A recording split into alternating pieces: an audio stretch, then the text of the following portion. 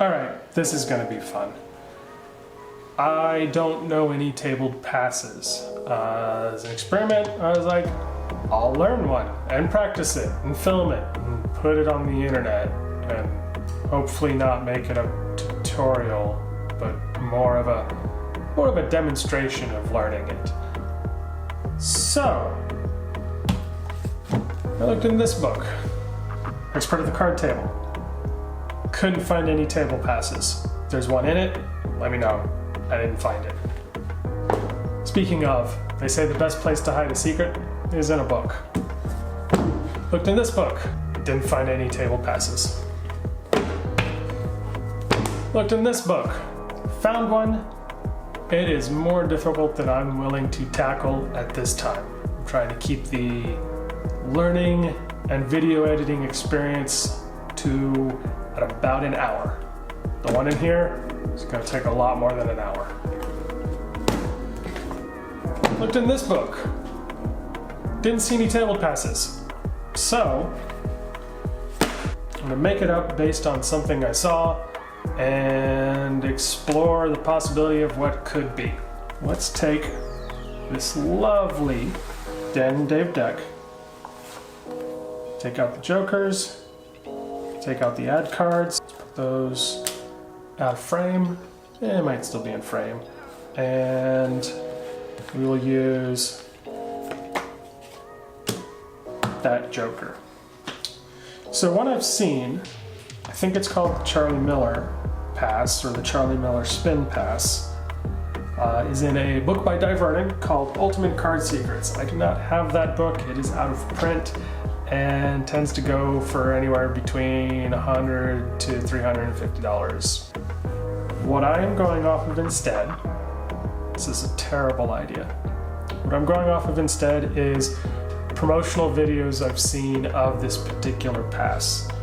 The way it tends to look is that the deck is here, the card is put into the deck is then spun as it's brought back into view and squared up. And the action of moving it or spinning it or both is when the pass must happen. I also don't think it's an accident that the deck is that way. That's probably to hide something. Like right there, I just push part of the deck forward. My hand is hiding the back. Borderless is hopefully helping on camera, and your eyeballs being above is helping to hide that. So that's theory number one. Theory number one is that diagonal placement is no accident. What's peculiar, and I think what makes this pass apparently a little easier to learn but difficult to master, is the act of moving it to here, but sort of flourishing that with a spin while you do it. I don't know if it's this direction or if it's this direction. No, it's probably clockwise. So flourishing it with a sort of clockwise spin.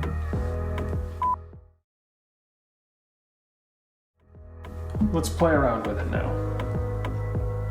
Theory was, deck was like this. Deck is forward. You move it. In this case of moving it, you sort of spin it. And then use the action of squaring to cover. If that's the move, what I'm curious about is if there's a finger that's better than one of the other ones. If we have, like, say, the thumb, that provides more cover.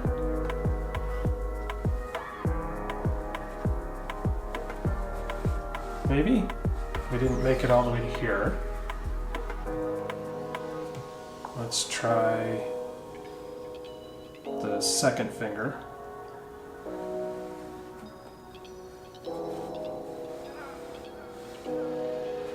I'll have to look at the footage, see how it looks from the camera. It's kind of hard to tell in the monitor. First finger.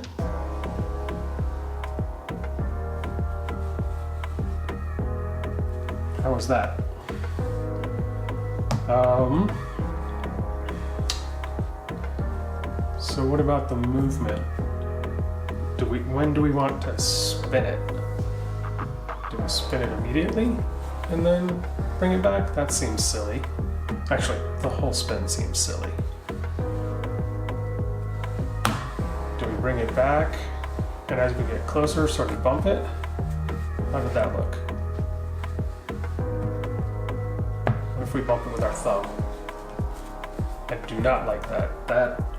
That felt like it looked exactly like what it was.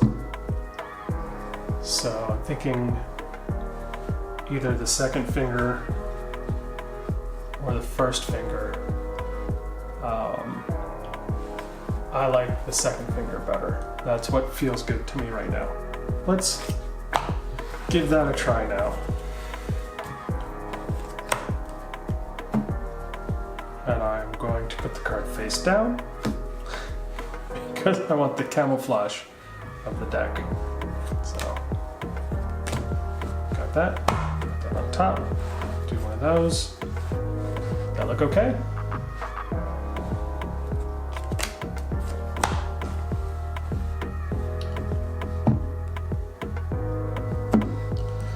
Actually, let's try to have motivation for this. The card is over there for whatever reason. Cut the deck, put it on, put this on. See, I just squared it there. Why would I square it there? But let's do this.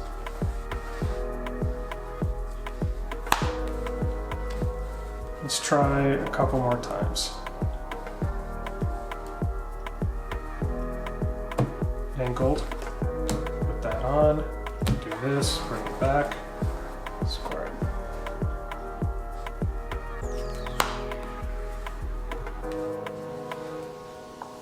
Whoops, here, put the card on, a little bit sloppy. Well, I guess that's it.